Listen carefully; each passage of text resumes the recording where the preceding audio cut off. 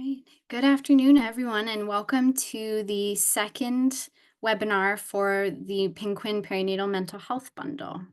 We're super excited to have a presentation from the Massachusetts chapter of Postpartum Support International today. I will let our speakers introduce themselves later, but before I do that, we're going to head into some announcements. All right, welcome everyone again. For attendance purposes, please type your name and institution into the chat. And an optional share for this month, we would love to know what your favorite Halloween movie is. I know everyone has their favorites. Please mute yourselves when not speaking and feel free to type your questions into the chat during the webinar. We will have a dedicated Q&A and discussion time at the end, but our presenters may also answer questions during the webinar if they're able to. And as always, this session is being recorded and we'll upload the recording along with slides to our website afterwards. So again, we're going through our announcements for the Perinatal Mental Health Bundle webinar, and we'll have a presentation from Postpartum Support International, followed by a brief bundle resource pearl from our bundle lead, Dr. Tiffany Moore Simas, and then we'll have discussion and Q&A. Just a reminder of who's here. These are the hospitals who have formally signed on to participate in this bundle. So thank you to each and every one of you. We have great representation from across the state, and over 50% of birthing hospitals in Massachusetts are committing to this bundle. So thank you all so much for being here.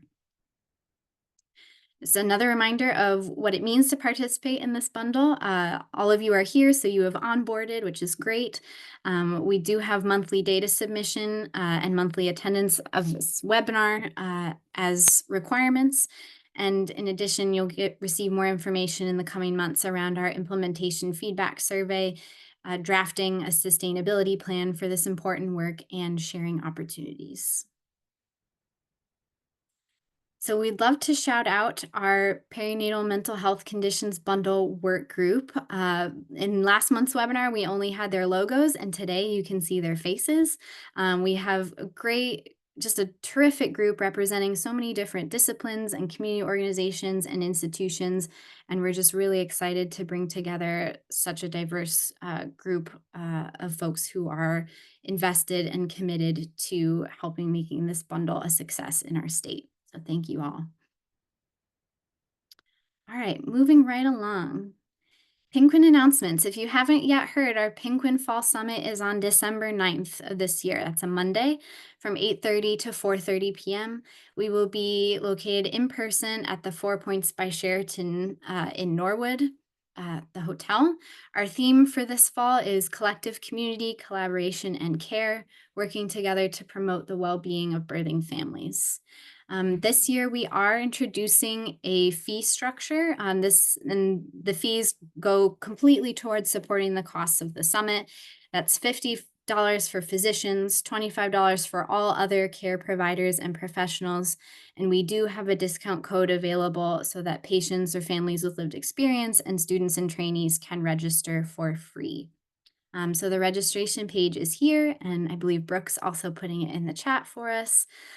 Please note that our space this year is limited due to other events going on at the hotel, so we can take up to 350 people, and we ask that you please register by December 2nd. So if you have any questions about that, feel free to shoot me an email. At this summit, we're bringing back poster sessions. We encourage everyone planning to attend to share their work with other attendees. If you have a topic to share, whether directly stemming from or similar to a past or present PNQIN project, we'd love to hear about it. And of course, as we're a quality improvement organization, any projects related to quality improvement, we would love to showcase. So please submit your poster for consideration. We have up to 20 spots available for posters. So we're asking that if you're interested to please submit via the form on this slide and in the chat by October 28th. And we do have additional guidelines for posters and a template that I'll share in my email after this webinar. In addition, or in the spirit of sharing, we have a new publications page on our website. You can view them at the link, and if you have any publications related to your work that you've done as part of PNQIN, we would love to feature them here. So feel free to send a citation or a PDF to pinquinadmin@pinquinma.org, and we'll get that posted. So what's going on in Massachusetts?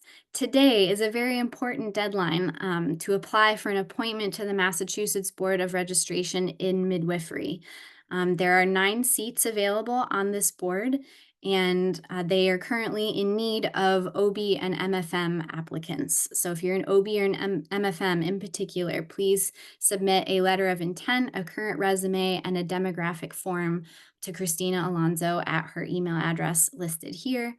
This information will also be in my email follow-up, as well as a copy of this demographic form.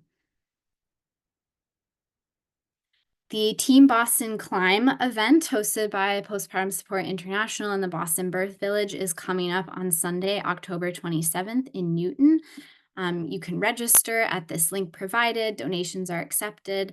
The climb is the largest fundraising event for PSI, and the goal is to connect the community, survivors, organizations, and providers to raise awareness around perinatal mental health. So this is a wonderful event. We hope you all can make the time on your Sunday to attend. Also coming up is free education called the Circle of Support in the Perinatal Period. This is brought to us by several different organizations in Massachusetts, including the Mass PPD Fund. This is an online training series with dates in October, November, December, and January to provide critical information and resources to providers around PMADs. Free registration and CEUs are available. Also coming up from HHS Region 1, on October 29th is a webinar called Care, Connections, and Community. This webinar will highlight programs and resources for pregnant and postpartum people across New England. It is free to attend, so register if you're able to go.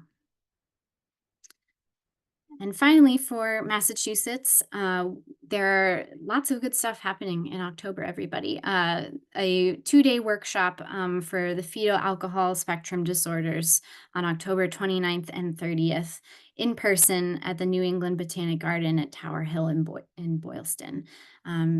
Day 1 attendance is required to attend day 2, so you'll have to attend both days if you're interested in going. Lastly, a couple quick announcements from our partners on the national level. March of Dimes just released a new training on the use of low-dose aspirin for preeclampsia. The course is free. There's 1 hour of continuing education credits for the completion of the module. Also from the National AIM program, they just released their Community Birth Transfer Resource Toolkit. As we all are familiar now with the maternal health bill that was just signed in Massachusetts earlier in the fall, community birth is a huge priority for our state right now, and AIM luckily has this resource to help us navigate that and make these transfers possible and safer. And lastly, as a good segue to our presentation, we wanted to highlight a couple resources from PSI. Last month, we had the Lowell General team share the work they have done to create an educational magnet for patients. And our work group board member, Kriti, let us know that the PSI store does have magnets that are available for purchase, as well as many other swag items for educational purposes. So Brooke has the link here in the slides as well as in the chat. So feel free to explore those and buy what you need. And with that, I'm going to turn it over to our presenters for the day. Thank you all so much for listening. Thank you. I hope everyone is staying warm in this fall weather. I've got my turtleneck on for the first day today. Do you mind going to the next slide, please? It's my honor. My name's Kriti. It's my honor to be here with Amy on behalf of Postpartum Support International of Massachusetts. And we're excited to chat with you all on how we might collectively help support the mental health of new families in our state. And before we go a little bit more into me and Amy, if you can go to the next slide, please. Thank you. Wanted to give just a quick overview of Postpartum Support International, or PSI, for those who aren't familiar. So PSI is a nonprofit that was founded in 1987. Globally, it is all about empowering new parents, families, providers, the professional community with access to information, social support, resources, training, education, and really informed professional care to deal with the unique needs of this population, the perinatal mental health disorders, loss, et cetera. So, you know, I know that the PNQIN team just shared some resources, but, you know, what Amy and I are going to cover today is just scratching the surface. So highly encourage you all to check out the website or download the app, because PSI is getting fancy, to explore more of resources for, you know, your organizations, providers, parents, patients. There's some really great stuff in there. Next slide, please. A little bit about me. So I am a maternal mental health advocate by way of lived experience. So I am not a healthcare provider or expert. I have gotten more involved in advocacy work in Massachusetts. So really honored to work with Amy on the PSI Massachusetts board. I also run peer support groups, specifically for survivors of perinatal or postpartum psychosis. I'm a member of the National Perinatal Psychosis Task Force that PSI leads, and was honored to be part of the advisory group for PNQIN this year. But really my background is as a marketing exec. So really that's the perspective I bring to everything. I don't have healthcare expertise. But for me, this is the classic post-traumatic growth. It really is about turning pain into purpose. And so, you know, admittedly, the beginning of this year, until then, I was completely private and silent, probably because of a lot of shame around my own postpartum psychosis experience. And so everything I do is for my daughter. So it's really about the importance of advocacy, representation, and service. And I have to especially thank Amy for first creating this space for me to get involved and jump right in with PSI MA. But I'm excited to be here and would love to get in touch and chat with anyone else in the space after the call. So feel free to connect with me on LinkedIn if you want to chat more. And I will turn it to Amy on the next slide. Thank you. I'm really excited to be here. I'm Amy Colozzo, for those that I don't know or haven't met via email. I use she, her pronouns.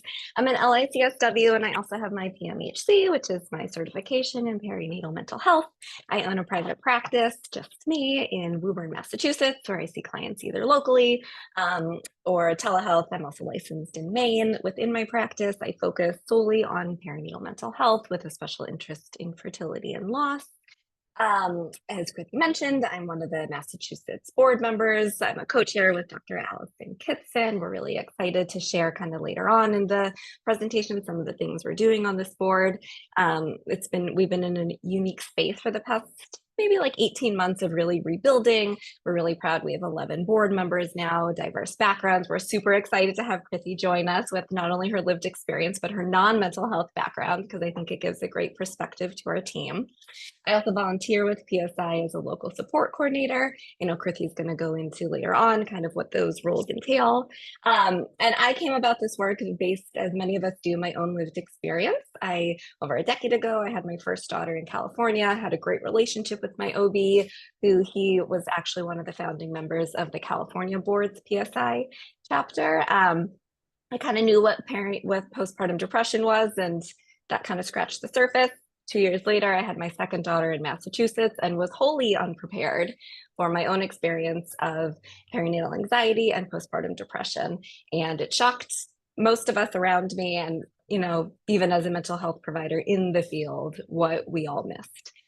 So now I really devote my practice, my personal time in advocating for others and educating others I'm really passionate about. Next slide, please. All right, so I like to go, I know a lot of our presentation is going to be about the resources for PSI, but I think it's really important. We can't talk about resources without giving an overview of what perinatal mental health is. Next slide, please. 80% of new moms will have what's called the baby blues. The baby blues are fleeting, they go away. They are really kind of driven by hormonal changes that happen within the first 2 weeks, and they're mild. So most people are still able to get some sleep, and they're able to, even if people are feeling dysregulated, it goes away, it's fleeting, it's not all the time. And so the big change that we look at is, are symptoms getting better after the first 2 weeks? And if they are, we attribute them to the baby blues. So we like to educate a lot of families about what that looks like and how to just keep a close eye. But I think it was a shock to me to learn that such a high percentage of birthing families will experience the baby blues. So we always like to give an overview of that. Next slide, please. Statistically, 1 in 5 or 7 mothers will experience a postpartum mood disorder. I know in here we write PPD or PPA, which is postpartum depression or postpartum anxiety. In the next slide, we'll kind of go over what other perinatal mental health disorders are. What's a shock to many people is 1 in 10 fathers or non-birthing parents will also experience a postpartum or a perinatal mood disorder. And 1 to 2 out of 1,000 will have a postpartum psychosis. I know Kriti is going to share her lived experience on this later on. Postpartum psychosis, I like to just educate, it's always a medical emergency. We want to initiate treatment ASAP, not wait to get people connected with an emergency department and their prescribers and treatment. Postpartum psychosis typically will occur within the first 2 to 3 weeks after birth. But as with all perinatal and postpartum mood disorders, it's anytime within that first year. So I think on a lot of these trainings for providers, we're honing in postpartum psychosis, the first 2 weeks. But when we start talking with people with lived experience, a lot of them will share their experience of, well, 9 months later, when I weaned at 4 months, right? Those hormonal shifts. And so I think it's really important to always keep in mind any perinatal or postpartum mood disorder is something we diagnose during pregnancy up to the first year of baby's life. And often in my own practice, when I'm seeing people who maybe have toddlers, I'll ask them, well, when did your symptoms start? And that's always a nice clue in of, is this something that actually was misdiagnosed or missed postpartum? And other special populations that deserve further treatment and really specialized support services are the queer population, BIPOC parents, military families. These are all populations that we know have higher rates of perinatal mood disorders and are also least likely to get services. Next slide, please. So what are perinatal mental health disorders? I think postpartum depression, we hear a lot about. Postpartum psychosis, unfortunately, we hear kind of in the news, and we don't get an accurate representation of what a lived experience actually is. But when we're talking about, perinatal or postpartum mental health disorders, we're looking at depression, anxiety, panic disorder, postpartum or perinatal OCD, PTSD, bipolar. And I like to just briefly highlight on a couple of these that PTSD trauma is really in the eye of the beholder. And so we're really always wanting to know, what was our birthing family's experience like? What was our adopted family's experience like? So what may not feel traumatic to me or another provider or another friend, that has nothing to do with what the person's actual experience is. And PTSD we see with birth trauma, we see with NICU trauma. So these are those populations that we're looking at and just assessing what was their experience like. Bipolar disorder is most commonly diagnosed for the first time in postpartum, and it's often missed and diagnosed as a postpartum depression. So bipolar disorder is frequently missed and misdiagnosed. And so making sure that providers have accurate knowledge of what does that look like, what questions, what assessments should we be giving, I think is really important to highlight. Next slide, please. These are some of the symptoms. I'm not going to read and go over each one because I know everybody's going to have a copy of the presentation later, but I really like to highlight sleep. When I'm asking my clients, I'm not asking them, are you sleeping? And I talk about sleep so much. All my clients know, and it's like a running joke how much I talk about sleep in my practice, because I want to know, what is the consecutive number of hours you're getting?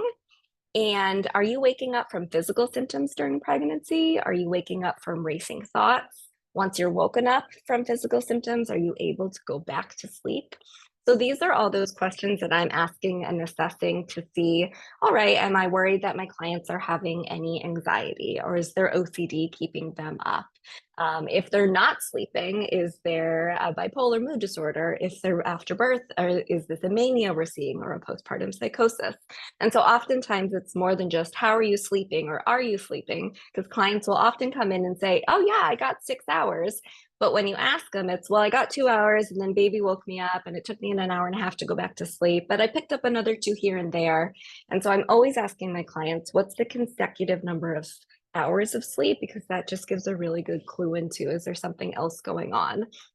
I also like to highlight the last symptom on here, thoughts of harming yourself or others, and just making sure providers are really educated on how to assess. Because oftentimes when people are filling out a screening form, or you ask them, oh, are you having thoughts of hurting yourself or others, there's a lot of shame. And so oftentimes clients are not going to come out and say to, the medical assistant or the form that they're filling out, yes. So it's really our job as providers to educate how to ask, and what signs to look for, and how to really reduce shame and stigma. And so a lot of times when I'm assessing in my own practice, I will tell my clients, many times patients will report that they're experiencing thoughts of hurting themselves, or they're just so sad.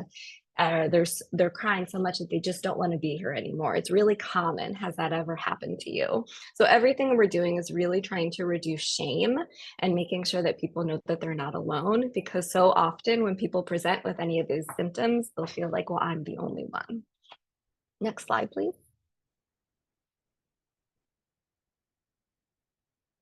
So who is impacted? A lot of times we talk about moms, and we know that anybody who is touched by a pregnancy, a loss, a child in their life can be impacted. So we're looking at not only our birthing parents, but we're looking at our partners, same-sex partners, adoptive parents, grandparents, caregivers. Basically anybody who is touched in a family system can be at risk for a perinatal or postpartum mood disorder.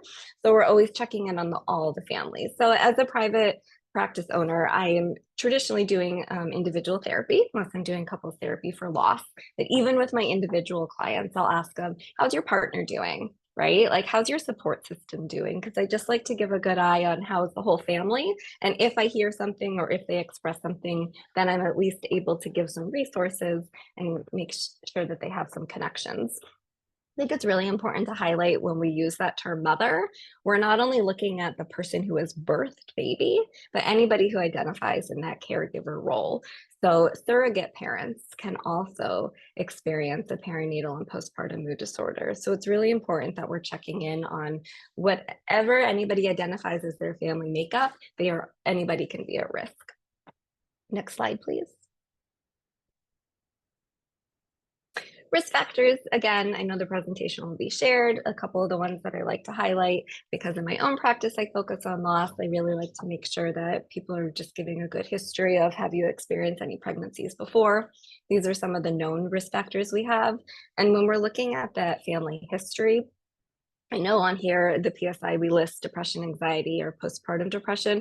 I like to expand. I want to know, does anybody in the family have a bipolar disorder? Is there any family cultural histories that, oh, that was that grandmother, there was that aunt in that village? So a lot of times, especially when we're looking at different cultures, everybody identifies with mental health differently.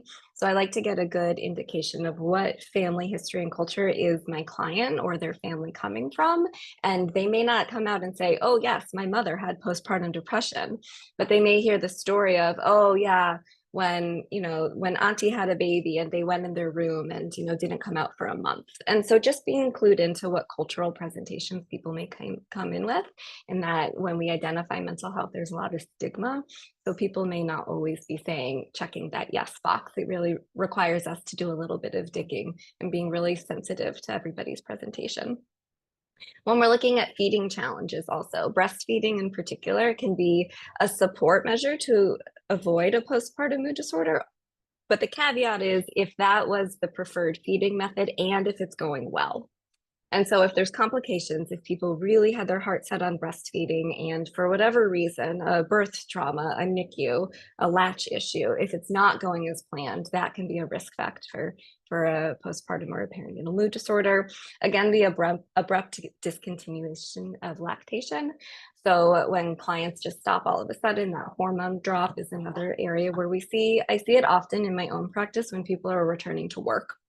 When we're not making a good solid plan of pumping, or if people just abruptly stop breastfeeding because it's too difficult to pump at work, if they're going back too soon because of all these issues that, we don't have the support services and coverage that we should, but that abrupt stopping of nursing or breastfeeding or pumping is also when we see those hormone shifts, where is another timeline where people can be at risk. Next slide, please. Other factors of risk, those sensitivity to hormone changes. So I'm always asking my clients if they experienced any PMS, and if they were on any type of hormonal birth control, what was their experience like? And that just kind of gives another clue in of, are these a risk factors or something that we need to keep in mind within the family? We're also looking at those outside stressors, so family support, financial support. Are people from another country? Are they here with immigration issues? Are they away from their support system? These are all those factors that can contribute to the risk of a perinatal or postpartum mood disorder. Next slide, please. So good general helpful practices we like to go over, and this applies to everybody. And I like to talk to clients and make good plans with them during their pregnancy. These are just helpful supports on making sure that we're all mentally well. Is there a support system? If people have means, are they able to hire in extra help? How are they taking care of themselves? Sleep. I talk about sleep so much. I never thought I would. And also access to those other providers. Do people have access to lactation consultants? Do they have access to a postpartum doula? What does the family system look like? What is their spiritual practice? Is there a church community? If there is no community, how can we create that community? It doesn't always have to be in person, but especially online supports. How can we expand community so people aren't feeling alone? Next slide, please.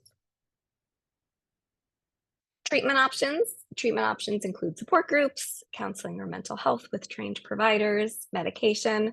I really like to highlight some of the lack of support because I think this is a big area for advocacy, and particularly in Massachusetts, I am very passionate that we have no specialized inpatient support or intensive outpatient support here. And I cannot say that loudly enough. None of our inpatient facilities have a perinatal or postpartum focus. We have no postpartum or perinatal, only intensive outpatient and IOP or a partial hospitalization.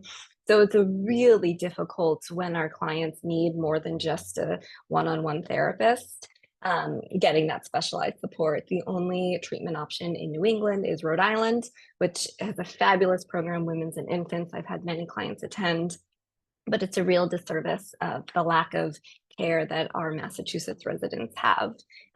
So part of what PSI we're really passionate about, and I'm personally passionate about, is that educating providers, access to support, equitable access. But I think we can't talk about treatment without talking about what we're really missing and needing here in Massachusetts. Next slide, please. Going into some of the PSI resources, I'm going to cover the provider side, and then I'm going to baton hand it off to Kriti so she can share the parent side and her own experience. Next slide, please. These are some of the emergency resources. I do like to highlight that the maternal mental health hotline is available in over 60 languages through interpreter support, and all of the providers are trained perinatal providers. And so they are required to have their PMHCs. So when families reach out, there's comfort in knowing that they're getting somebody who understands specifically on perinatal and postpartum mood disorders. And then we also list the national hotlines and the crisis hotlines and domestic violence. Next slide, please. PSI is specific support resources for providers. So we're lucky enough, there's the perinatal psychiatric consult line. So any medical provider can call and they are connected with a perinatal reproductive psychiatrist. So anybody who's providing any medications, if they have any questions, it's a fabulous resource for OBs and prescribers to use. I think it's really important as a therapist. Sometimes when I have clients come in and they're given information, I'll give them that number and say, hey, if your OB or if your prescriber has questions like they can ask, here's a great resource for them. The PSI directory is a free directory for mental health specialists. It's also not just mental health, but allied health specialists, so lactation consultants, doulas, anybody who has had specific perinatal training can have a free listing. It's also a really great directory because as a support coordinator, it's one of the first places that we go to when we're looking for support for providers, or I'm sorry, for families. And again, it's that, you know, everybody who is on there, we know has that specialized training. PSI also offers trainings, which I'm going to talk about in the next slide, and they have an annual conference. There's also frontline provider training, so organizations can reach out and they can have specific trainings for your staff. Next slide, please. The professional development side, the perinatal mental health certification, which is what I have, the PMHC. Again, it creates the standardized care that we know providers are trained, they have experience, and they're having CEUs. And so I think it's a really great certification, especially when we're looking at all the certifications that are out there, because it's a one-time fee to take the test. And you don't have to pay to renew your PMHC, but you do have to make sure that you're submitting CEUs every year. Also, membership with PSI allows membership with the Alliance, which is Alliance for People of Color. PSI is really committed to equity and making sure that there's a safe space. The Alliance is doing fabulous work. They offer amazing trainings, and they're really filling this gap in services for professionals for communities of color. I think it's really important to train providers. One of my goals is that when families reach out in Massachusetts, they can be connected with a provider that looks like them, that talks like them, that knows their culture, knows their community. And so it's something we're working really hard on our board to help expand access. Membership also, you know, I'm not going to spend too much time on the membership piece. There's really cool discounts for different programs. There's the store that I know that they mentioned earlier. You can get discounts. I always keep, there's a really nice discussion toolkit that I go over with my clients, and then I hand it up to them to take to their OBs to kind of go over, these are my symptoms. And so just all of that is accessible on the store. And then it gives you automatic membership to our PSI chapter. So our Massachusetts chapter, like I said, we're really excited for, we're filling up our board. We're everybody's really aligned and passionate about this work. So it's a really exciting time. We're really committed to equity and access and racial diversity. On that end, we're looking to bring, there's a BIPOC only training and that PSI offers, and their loss training. We really want to hopefully be able to bring those. And like I said, we've gone through some rebuilding, but we're excited to, you know, in early 2025, start reopening our all chapter meetings where everybody in Massachusetts who's a chapter can jump on a Zoom call. It kind of just really creates this community that we're passionate about. Next slide, please. These are some of the trainings, like I mentioned. I know it's not listed on here, but they do offer a BIPOC only training.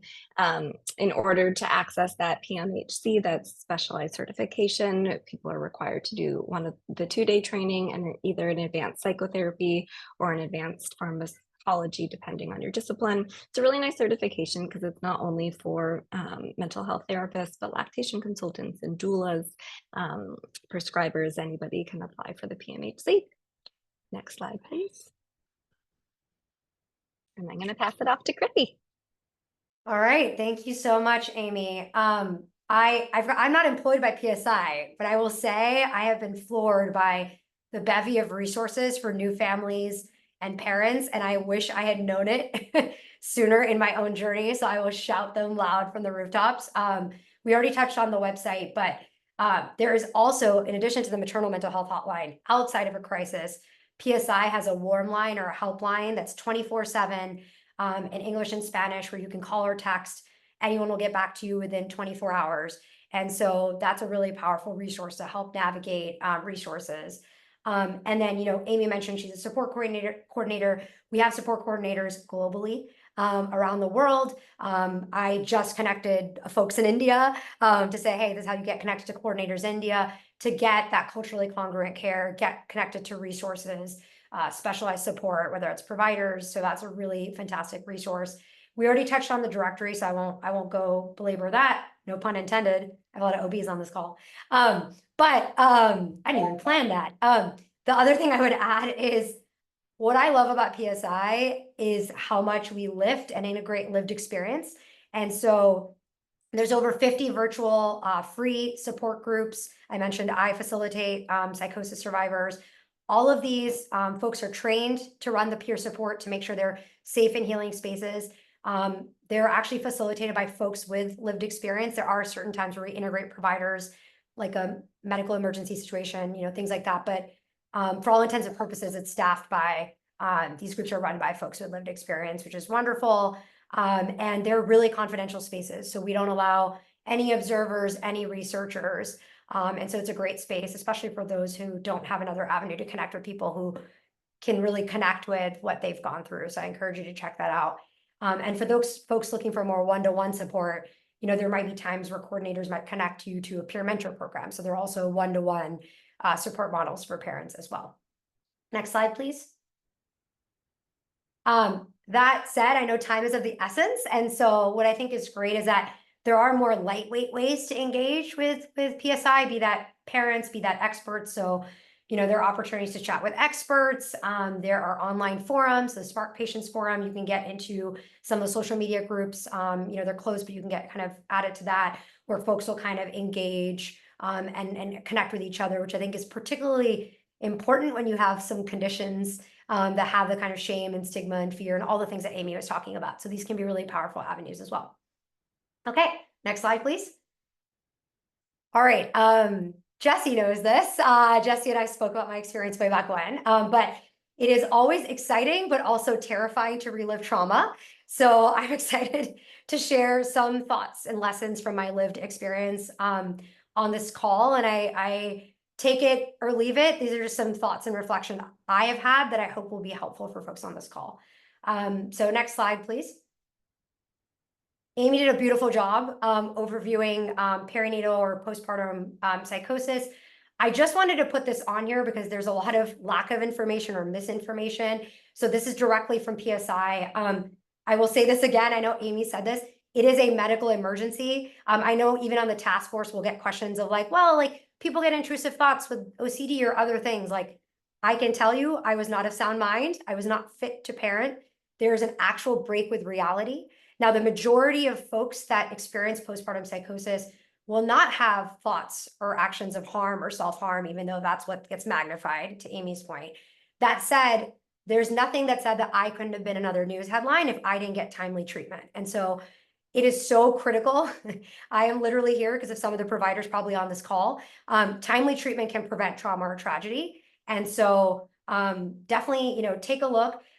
No one experiences the same. Now, there are some folks that will have the lows, the severe depression, flat effect, and even without hyperactivity or mania, might experience postpartum psychosis. In my case, it was more of the hyperactivity mania type. So just wanted to share that. I won't read through it. The last thing I will share, as part of the psychosis task force, we just recently, last week actually, shipped an update to a webpage. So there's a Get Help webpage that's everything you need to know about postpartum psychosis or perinatal psychosis, resources for providers, ongoing research, resources for parents, new families, experience stories, lived experience narratives, memoirs, podcasts, interviews. So I have the link in here. Do check it out. It could be helpful to you or your patients as they're trying to learn more about this. And frankly, if they're too afraid to Google, which I was, so they can really have a one-stop shop on that.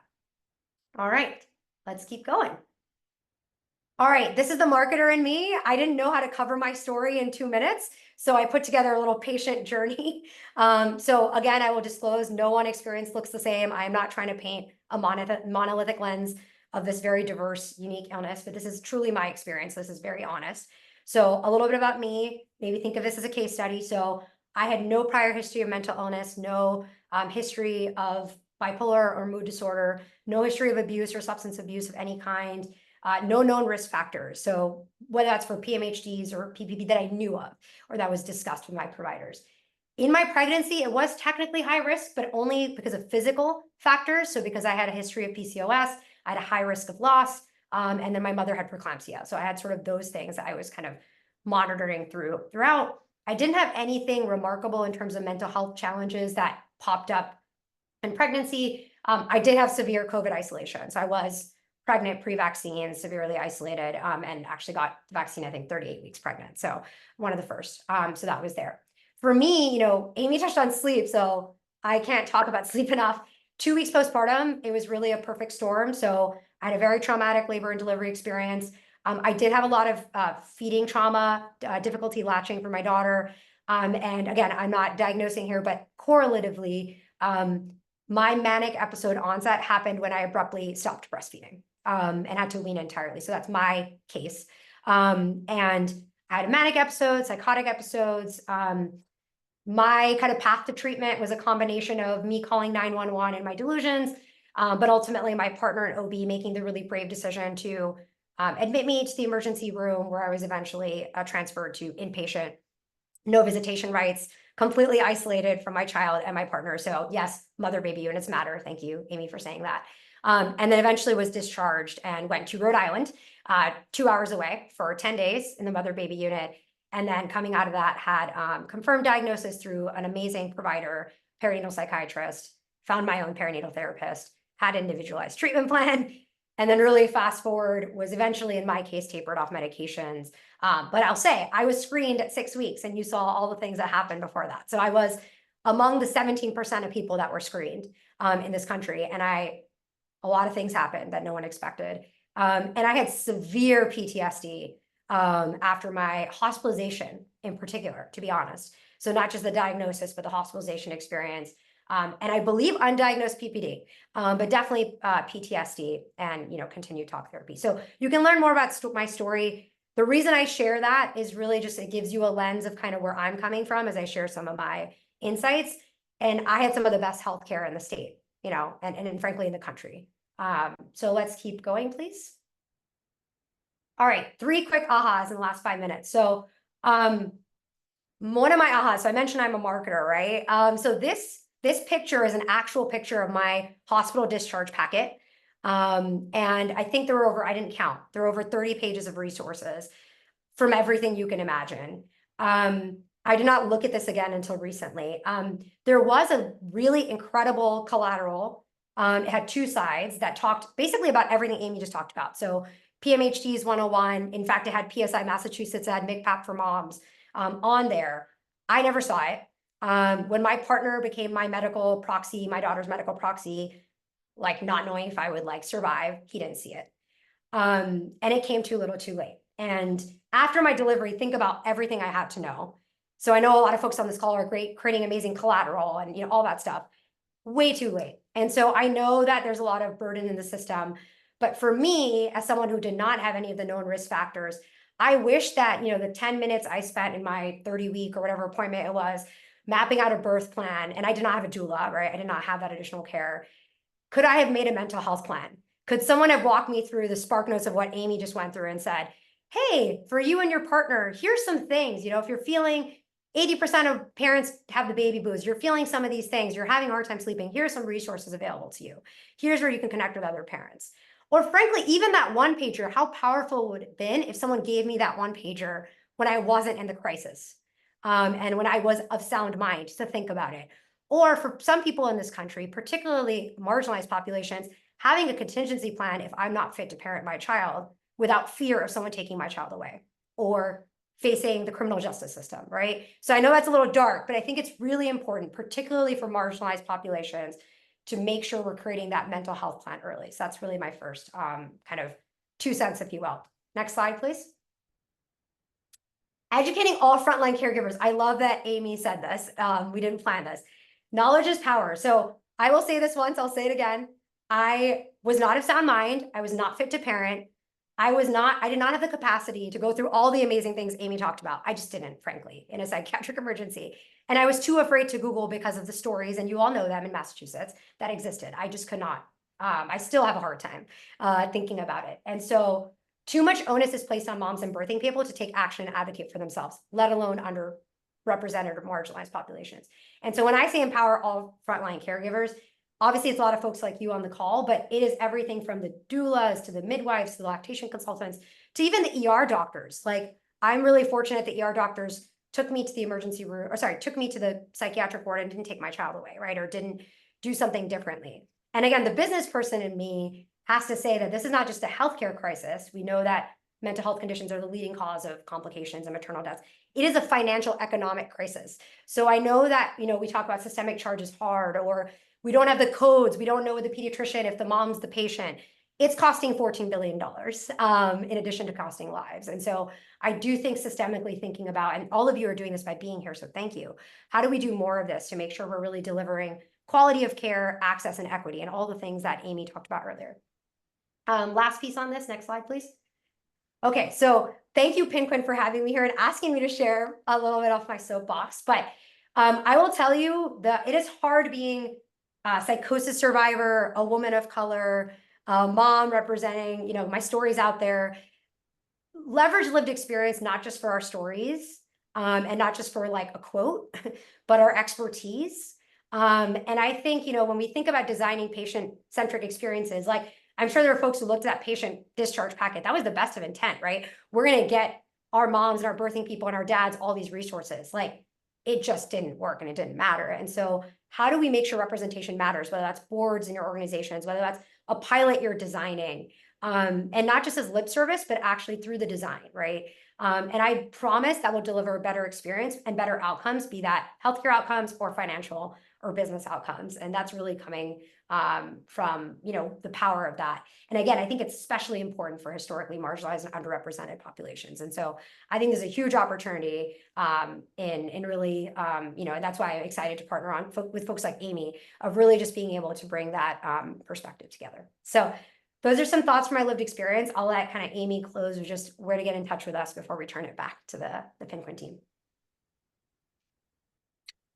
Thank you so much for sharing, Kriti. I know it's so brave and vulnerable, especially I know you've done it a couple times or multiple times, but it's a whole new world. And so I just want to appreciate and thank you for your vulnerability. As Kriti mentioned, here are some contact information for each of us. The beginning slides has each of our own personal information. Kriti is hosting. I know she's one of the co-leaders of the climb that's happening next week out in Newton. And these are just some of our tags and way of contacting the connecting with the chapter if anybody's interested. And I think later on we're open it up to the Q&A. Besides big message, I think it's important for everybody. You're not alone. You're not to blame. With help, you will be well. Perinatal mood disorders are treatable. And I think that's one of our biggest messages that we always want to educate families, providers. These are treatable. They're scary. They can be temporary, and they can be treatable with the right, accurate treatment. Thank you so much, Amy and Kriti. That was incredible. I feel like I'm going to have to watch this webinar again and like fully absorb all the amazing things you said. Yes, we will get to our Q&A in just a moment, but very quickly, I would like to turn it over to our lead for this bundle, Dr. Tiffany Moore Simas, with just one of our bundle pearls on postpartum psychosis, as both Amy and Kriti described earlier. And once Tiffany is finished talking, then we'll turn it over to Q&A. If you have questions, go ahead and put them in the chat. Good afternoon, everybody. I just feel like we should like pause, you know, take a deep breath and really appreciate Amy and particularly Kriti for sharing your story. I hesitate to say anything after that because it was so powerful and eloquent, and so many salient points that you just how we could do things better. Both of you spoke to postpartum psychosis being a psychiatric emergency. And in so many medical emergencies, like we all know to act, right? And so often when I hear postpartum psychosis, the next thing I hear from obstetric care clinicians is, well, I'm going to call the psychiatrist and wait, right? This is an emergency, right? We should treat it as the emergency that it is, and we need to act. And so I just want to, one of the recommendations in the clinical practice guidelines that ACOG put out around perinatal mental health about just over a year ago now, was really saying that it is an emergency. Treatment of, and treatment options are within the scope of obstetricians, right? So you don't need to wait, right? Yes, a psychiatrist, a full psychiatric assessment needs to be part of what happens, including, as you mentioned, Kriti, psychiatric hospitalization. However, until that can happen, and there can be a delay, as we know, given the resources or lack of resources and beds often, we, right, as obstetricians and obstetric care clinicians can stabilize patients while awaiting evaluation. So there are medication options in the way of sedative antipsychotics and short-term benzo use. And then if you're using something like haloperidol to prevent the extrapyramidal side effects with Benadryl or benzotropine. So I just want to re-emphasize that although this is relatively uncommon, it's not rare, right? Affecting, a couple per thousand perinatal individuals. We see that regularly. Like my hospital does over 5,000 deliveries a year and I totally agree, can extend out to a year postpartum, most commonly within 24 hours to 3 weeks postpartum. And so some patients experiencing this it's happening while they're in their inpatient postpartum stay. And so being able to recognize that and act, and regardless, when you become aware this is an emergency, it requires immediate action and not waiting for a psychiatric evaluation. So that's what I would like to put forward as a pearl for us to think about.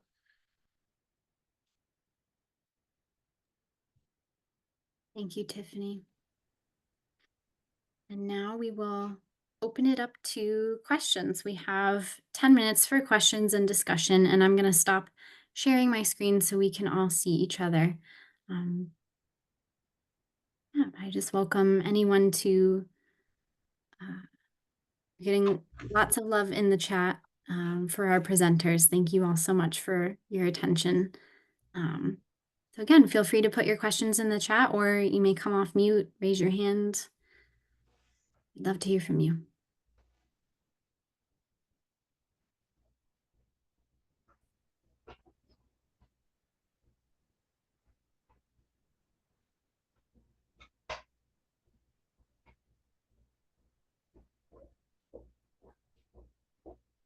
A question in the chat around, is anybody aware of an inpatient unit in the works? I am not. I don't know about anybody else. I would love that to be something we advocate for. I agree, Tiffany. Nothing that I have heard of, and nothing in terms of even a step down from an inpatient perinatal or postpartum specific IOP or partial. Unfortunately, nothing that's in the works either.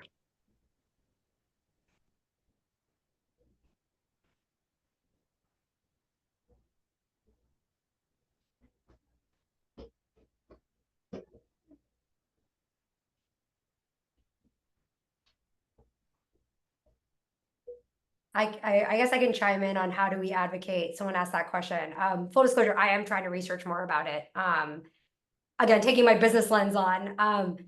I think the way we advocate it is frankly a combination of proven business case and financial outcomes, because there's really heavy capital expense. And then there is precedent of regulation. There's regulation that just passed in New Jersey. But I think it's also to understand different models. Now, there are a lot of models that are private models, be it Motherhood Center in New York, be it, I forget the name of the one in a partial IOP in North Carolina. So my businessy answer is where do we understand the proof of concept and precedent in other places? Again, whether it's private or in the hospital systems, I think that's, an open question. And then frankly, what is the path of least resistance to pilot? Because a IOP financially is going to be much more lucrative than a 24/7 inpatient, even if that's ultimately what we need to get to Amy's point. There might be, they're not baby steps, they're Herculean steps, but there might be some incremental pieces. So that's just my 2 cents, but that's sort of that question, but I'm sure other people have much more experience and thoughts on that.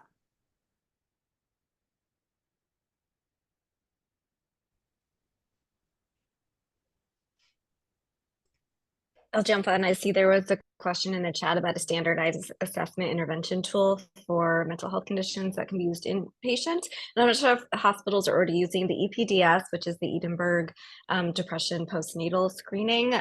It's a good tool. The recommendations are using it during pregnancy, 2 weeks after birth, and then at follow-ups. I think we're really lucky in Massachusetts. I personally know a lot of pediatric practices have been using the EPDS because I think we can screen as best as we can in the hospital.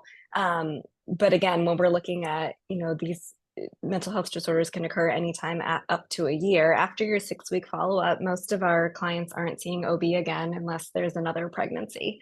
And so making sure that our allied health professionals in other settings are also educated. My one caveat is the EPDS screens for depression.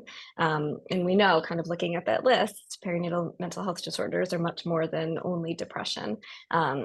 And so I think every hospital system, and maybe other people on here can jump on in terms of what their systems do. I know I have certain screenings in my private practice I use, but I'm not sure how that's applied across the board at different hospitals.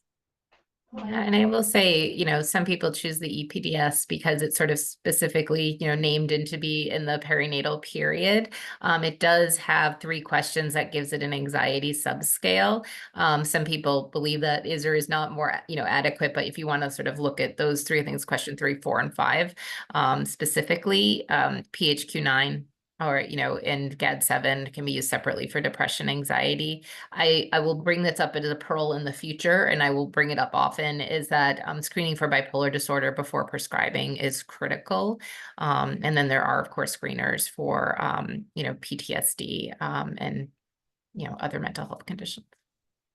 And I'm not sure if people already use, I really like the PASS screening for anxiety, because within those subscales, they also have really great questions in terms of what could be a possible OCD presentation, what could be a panic disorder, what could be PTSD.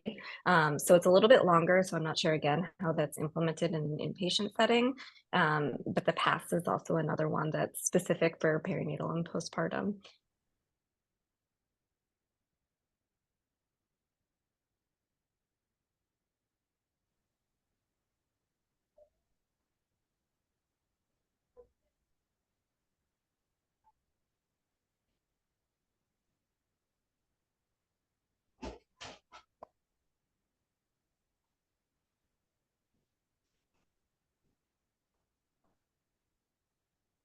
Yeah, so the person in the chat who said they call and ask how people's, mood has been in 2 weeks. So appreciate that you're making that call at 2 weeks. Consider, including a validated screening tool at that point in time, because just asking, people either don't know how to answer it, don't, want to sort of, give what seems like the socially acceptable answer. There's a lot of sort of reasons and evidence to support using a tool. Using a validated screening tool. Laura, I see your hand up. We'll take Laura's question and then Cheryl's, and I think we'll have to close out. Thanks, Kelly. Hi, everybody. I'm Laura Sternberger from the Institute for Health and Recovery, and I'm the director of the Moms Do Care program.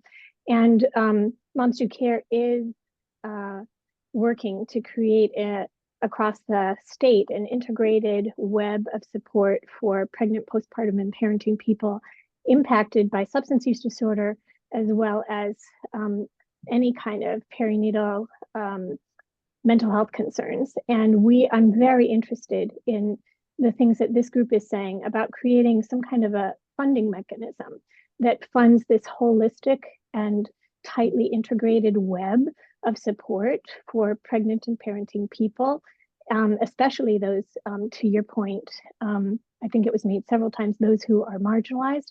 I also want to highlight that the Institute for Health and Recovery does have a program called Project Promise, which is at BMC, which is a day treatment program for pregnant and parenting individuals impacted by substance use and mental health concerns, and also very interested in thinking about reimbursement structures for that type of a model as well.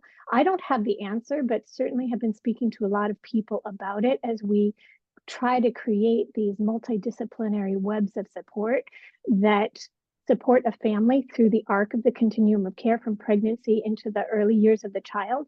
And it really requires incredibly tight collaboration and coordination and training among providers that is not reimbursable. So really would love to work with anybody around the business models to support and reimburse for this type of model. So thank you very much for all of your stories today, as well as your passion and your expertise, and most importantly, from my perspective, your thought partnership and the sustainability and the reimbursement of these types of models.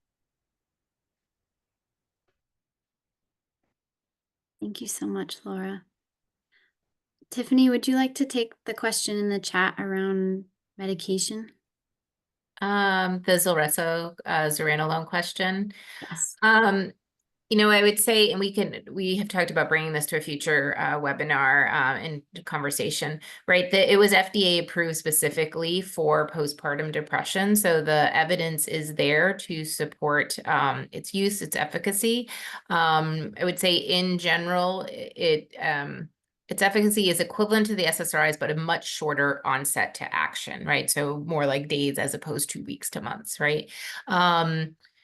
What we haven't, it has not, last I looked, like there's not a lot of prescribing happening. So the evidence we have is in the, you know, the randomized controls that happened to get it to FDA approval, but we haven't had a ton of lived experience with it yet. I'm looking to see if Aruj or any of our MCPAT for Moms colleagues are on, or could say more about it, but it's something I think we'll be bringing some more information about in the future. Thank you. I know we're at 1 o'clock, but we have one more question in the chat asking for suggestions for any specific education for OB nurses. Janet says their Edinburgh is not given until the day of discharge, which places a time issue, especially over the weekend. So any comments to that question before we sign off? I guess what I would say is, you know, when you're doing the EPDS or any screen inpatient, you're essentially screening for like anything that has occurred over the last part of pregnancy, right, since the last screen, and then in that very early postpartum period. If the timing is an issue, you could, you know, back it up by a day. You know, it'll be for postpartum, for vaginal deliveries, you know, you're essentially screening the day after birth. For you know, cesareans, you would essentially be screening, you know, post-op day 2 or 3. And so it is a moment in time, and it is a moment in time in which there's been a significant, like, physiologic, anatomic, emotional, spiritual, relational, you know, everything life event. And so take it for what it is, take it as sort of a data point, and then continue to check in, right? Because as we heard, you know, the baby blues is so common. So many people are going to screen positive. Sleep is really super disrupted, right? That affects any of us. I can't, you know, I want to reemphasize and elevate that the comments around sleep. And so, you know, back it up if the time is what really is, you know, preventing what needs to happen subsequent to the screening tool.